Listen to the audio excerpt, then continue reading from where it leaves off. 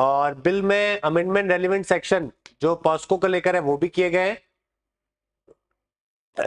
ठीक है, बिल में यूनानिमसली पास कर दिया गया वेस्ट बंगाल के असेंबली के अंदर, support BJP, Trinamool Congress, BJP सबसे मिला है, तो बिल्कुल सही है। तीनों स्टेटमेंट आई थिंक यहाँ पे बिल्कुल सही है। ठीक है, चलो। और अब इसके पॉजिटिव नेगेटिव क्या हो सकते हैं? ऑब्वियसली इसके नेगेटिव तो कुछ है नहीं जब डेथ पेनल्टी के, लेकिन पॉजिटिव ये है कि अगर थोड़ा क्राइम स्ट्रिजेंट होता है तो डेफिनेटली जो क्राइम करते हैं उनको कहना कि एक फेयर है जो कि होता है।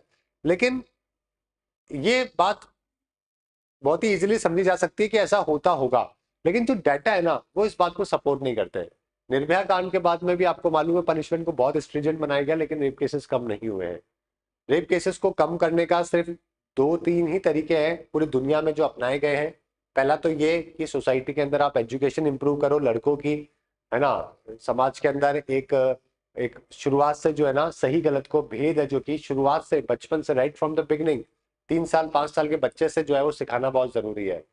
दूसरा इंपॉर्टेंट आपकी सिक्योरिटी, ठीक है। और तीसरा वुमेन एम्पावरमेंट, कि अगर हर जगह पे महिलाओं का नंबर पुरुषों के बराबर होगा तो क्राइम होने के चांसेस कम हो जाते हैं। ये तीन ही तरीके हैं जिसकी वजह से दुनिया में कुछ देशों में जो क्राइम कम है वो भी इसी कारण है। और अगर हमारे देश में हमें कम करना है तो सिर्फ कानून बनाने से काम नहीं चलेगा। कानून पहले भी बहुत बने हैं, बहुत आए, बहुत चले गए, बहुत बदलाव हुए, लेकिन रियलिटी ये है कि सुनने में अच्छा लगता है कि बहुत स्ट्रांग बना दिए कानून, लेकिन अंटिल उससे कोई क्रिमिनल को कोई फर्क नहीं पड़ता इससे, है ना। जो इस लेवल का क्राइम करता है उसको कोई फर्क नहीं पड़ता कि उसको 20 साल की सजा होगी कि 30 साल की होगी कि उसको डेथ पेनल्टी होगी, क्योंकि वो क्रिमिनल है।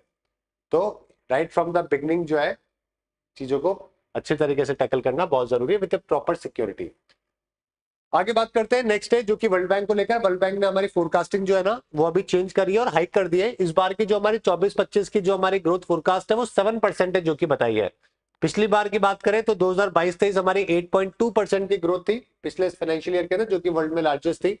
इस बार के 7% बताई है, उसके बाद में 6.7 और उसके बाद में भी 6.7। ठीक है, तो फोरकास्ट जो है वो थोड़ा पिछली बार से जो है वो थोड़ा इसको अपवर्ड है जो कि किया गया है। वर्ल्ड बैंक की बात करें तो आपको मालूम ही है 2% थे। एक तो मेनार्ड, है ना, और एक एक तो मेनार्ड थे और एक पर्सन और थे उनके साथ में। दोनों ने मिलकर आईएमएफ और वर्ल्ड बैंक की स्थापना करी। कब? ब्रेटन वुड कॉन्फ्रेंस के अंदर। और उसके बाद में दुनिया की दो बड़ी एजेंसीज का फॉर्मेशन हुआ।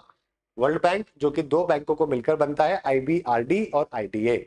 इसके अंदर ही अगर मैं मीगा गारंटी वाली एजेंसी को भी जोड़ दूं, सेटलमेंट वाले को भी जोड़ दूं, है ना, और इंटरनेशनल फाइनेंशियल इंस्टीट्यूशन को भी जोड़ दूं, तो ये सब मिलकर बनता है आपका वर्ल्ड बैंक ग्रुप। 1944 में इसकी स्थापना होती है, वॉशिंगटन डीसी में हेडक्वार्टर है। आईबीआरडी में 189 कंट्रीज और आईडीए में 174 कंट्रीज मेंबर है। आईडीए के अंदर आपको विदाउट इंटरेस्ट पे लोन मिलता है और वो भी बहुत सालों के लिए, 35-35 सालों के लिए। आईबीआरडी से अगर आप लोन लेते हो तो आपको एक मिनिमम इंटरेस्ट पे 25 साल के लिए लोन है जो कि अवेलेबल होता है।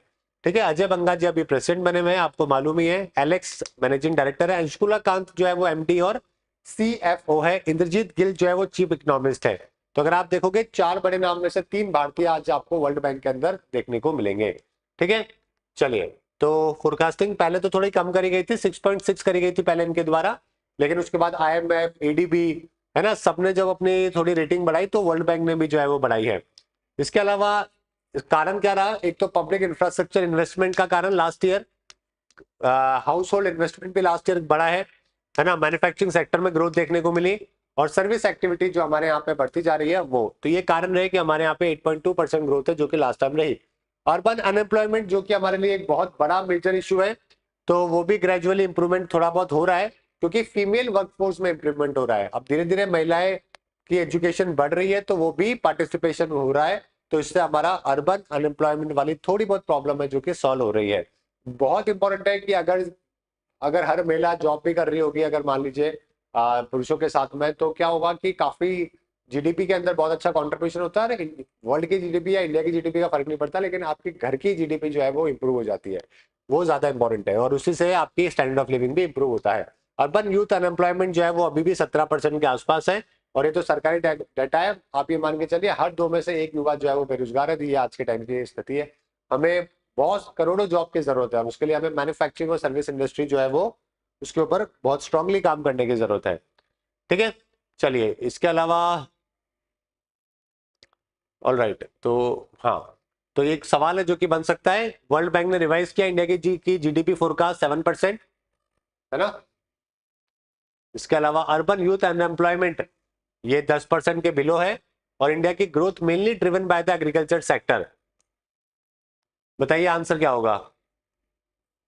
24-25 का फोरकास्ट 7% कर दिया, ये तो बिल्कुल सही है। अनएम्प्लॉयमेंट डिक्रीज होके कितने 10% के नीचे आ गई है, ये गलत है। और तीसरा वाला 10% के नीचे थी, कितने परसेंट पहुंच गई थी, 8.5% थी ना, तो ये भी सही है। और थर्ड वाला गलत है।